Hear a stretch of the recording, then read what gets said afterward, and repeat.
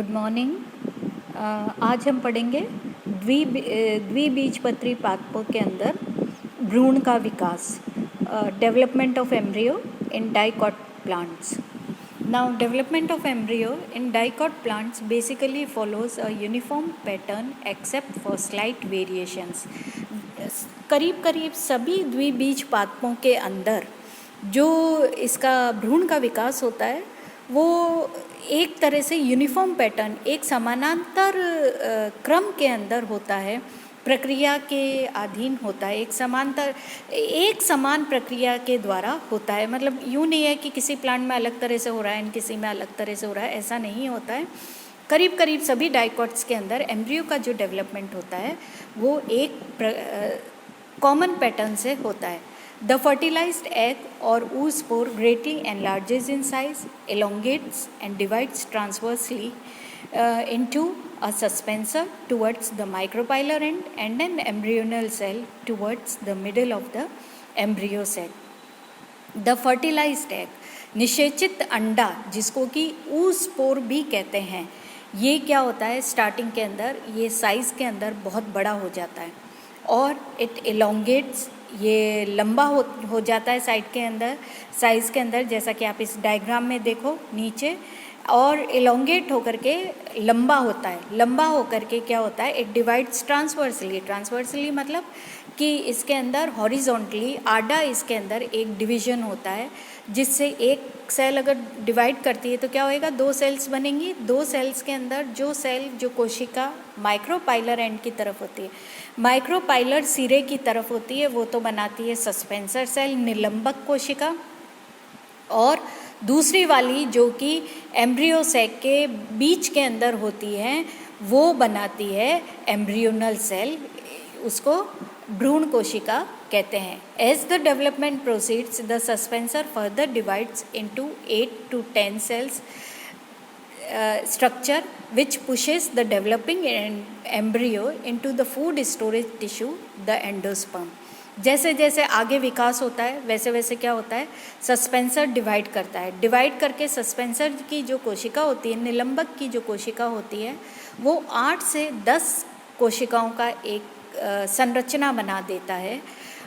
इस 8 से 10 कोशिकाओं की संरचना के कारण क्या होता है कि जो डेवलपिंग एम्ब्रियो होता है वो एंडोस्पर्म के अंदर, ना अगर ऊपर प्रेशर पड़ता है कोशिकाओं का तो नीचे जो स्ट्रक्चर होएगा, जो संरचना होएगी, नेचुरल है, वो क्या होएगी, वो और अंदर धंस जाएगी।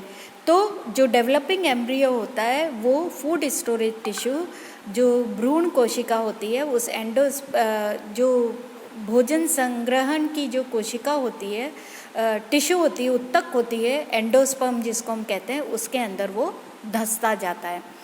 The lowermost cell of suspensor, which is called hypophysis, undergoes more divisions to form the radicle. फिर उसके पश्चात क्या होता है, इस सस्पेंसर 8 से 10 सेल्स बन गई सस्पेंसर की। फिर ये 5वां डायग्राम देखो आप, इसके अंदर क्या है, जो सस्पेंसर की सबसे नीचे वाली कोशिका होती है इसको बोलते हैं hypophysis.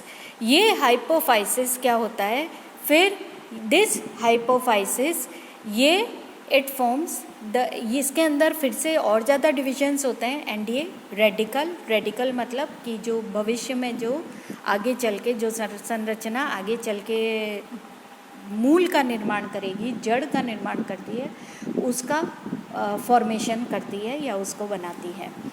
These changes in the suspensor cell are associated with the enlargement of embryonal cell. Suspensor कोशिका के इन चेंजेस के साथ में एम्ब्रियोनल सेल की अभिवृद्धि होती जाती। साथ के साथ क्या होता है, ये जब सस्पेंसर सेल के अंदर ये चेंजेस हो रहे होते हैं, ये बदलाव हो रहे होते हैं, इसी दौरान जो एम्ब्रियोनल सेल होती है उसके अंदर भी वो साइज़ के अंदर बड़ी होती जाती है। The embryonal cell also divides. First division is longitudinal, followed by one or more longitudinal at right angles to the first and other transverse divisions forming an octant या 8 cell pro-embryo.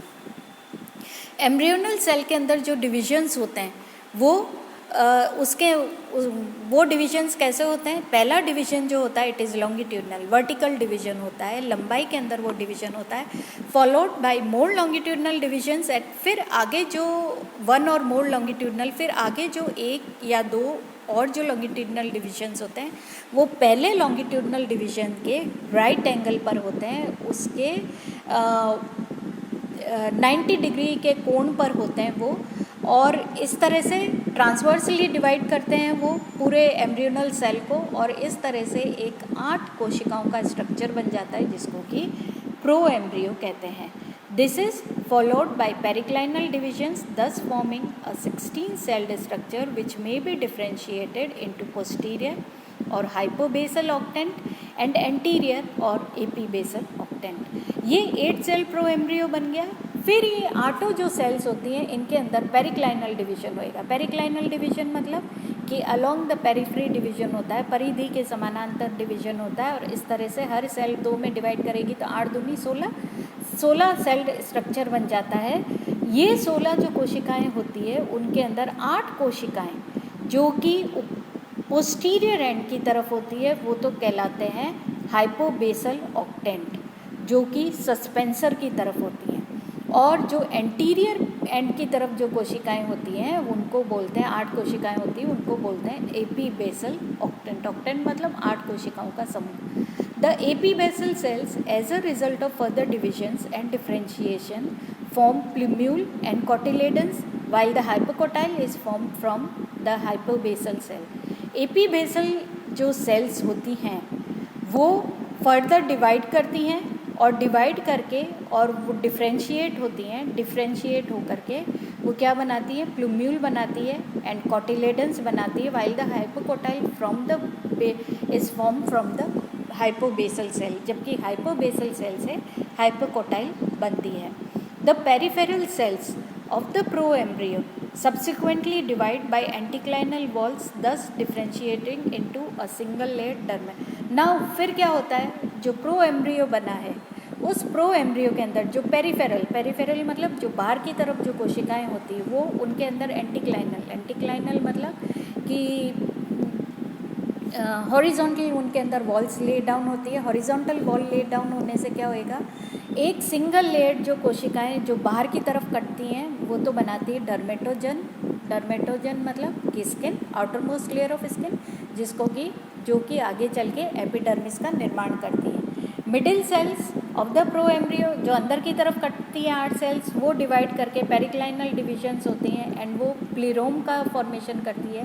प्लीरोम क्या होती हैं? ये आगे चल के प्लीरोम इज इनिशियल टिश्यू का नाम है, उत्तक का नाम है। प्लीरोम की जो कोशिकाएं होती हैं वो आगे चल के डिवाइड करके वेस्कुलर टिश्यू या संवहन उत्तक का निर्माण करती हैं। The tissue in between the dermatogen and plerome is known as periblem या इट फॉर्म्स द कॉर्टेक्स। जो कोशिकाएं प्लीरोम और डर्मेटोजन के बीच में होती हैं वो कोशिकाएं डिवाइड करके कॉर्टेक्स का निर्माण करती हैं। As the development further proceeds, the free end of the developing embryo becomes heart-shaped, and the 2 lobes of the heart are the primordia of the cotyledons. आगे जैसे फर्दर डेवलपमेंट होता है एम्ब्रियो का, वैसे वैसे क्या होता है कि जो इस एम्ब्रियो का जो फ्री एंड होता है, जो फ्रीली हैंग करने वाला जो एंड, जो बिल्कुल टर्मिनल पोर्शन जो एम्ब्रियो का होता है वो हार्ट के शेप का हो जाता है, दिल के आकार का हो जाता है। एंड इसके अंदर जो 2 लोब्स होते हैं हार्ट के वो तो बनाते हैं कॉटिलेडन्स या बीज पत्र का निर्माण करते हैं, और वो इन दोनों लोब्स के बीच में जो डिप्रेशन होता है, जो दबाव होता है, वो दबाव फिर आगे चल के प्लूम्यूल का निर्माण करता है। उस दबाव के अंदर प्लूम्यूल बनता है। Plumule is situated in the depression in between the cotyledons. दोनों कॉटिलेडन्स के बीच के अंदर जो डिप्रेशन होता है, दबाव वाला हिस्सा होता है, उसके अंदर प्लूम्यूल पाया जाता है। Unlike monocot embryo, here the cotyledons are lateral and the plumule is terminal. Monocot के विपरीत डाइकॉट्स के अंदर जो कॉटिलेडन्स होते हैं वो क्या होता है, जो हार्ट बनता है उसके दोनों लेटरल पोर्शंस जो होते हैं वो तो बीज पत्र का निर्माण करते हैं, तो इसलिए cotyledons they are lateral in position and जो प्लूम्यूल होता है that is terminal in position. As in capsella bursa pastoris the embryo enlarges rapidly consuming the surrounding endosperm. Capsella के अंदर, capsella is what, brassicaceae family का plant है, and capsella के अंदर क्या होता है, जो एम्ब्रियो होता है वो साइज़ के अंदर बहुत बड़ा हो जाता है. एंड नेचुरल है, कोई ऑर्गन अगर बड़ा होएगा तो उसको फूड की भी बहुत आवश्यकता होएगी, तो वो क्या करता है, वो जितनी भी एंडोस्पर्मिक टिश्यू उसके चारों ओर होती है पूरे के पूरे एंडोस्पर्म से न्यूट्रिशन को कंज्यूम कर देता है, मतलब एंडोस्पर्म पूरा ख़त्म हो जाता है. ठीक है. एंड दस द सीड सो फॉर्म, और एम्ब्रियो फिर आगे चल के क्या बनाता है, बीज का निर्माण करता है. तो इसलिए कैप्सुला के अंदर जो बीज बनता है उसके अंदर कोई एंडोस्पर्म नहीं पाया जाता है, इसलिए ऐसे बीज जिनके अंदर एंडोस्पर्म एब्सेंट होता है उनको बोलते हैं नॉन एंडोस्पर्मिक सीड्स, या उनको नॉन एंडोस्पर्मिक बीज कहते हैं. The endosperm may not be completely exhausted and persist in seeds. Such condition is called such seeds, they are called as endospermic seeds like in case of castor.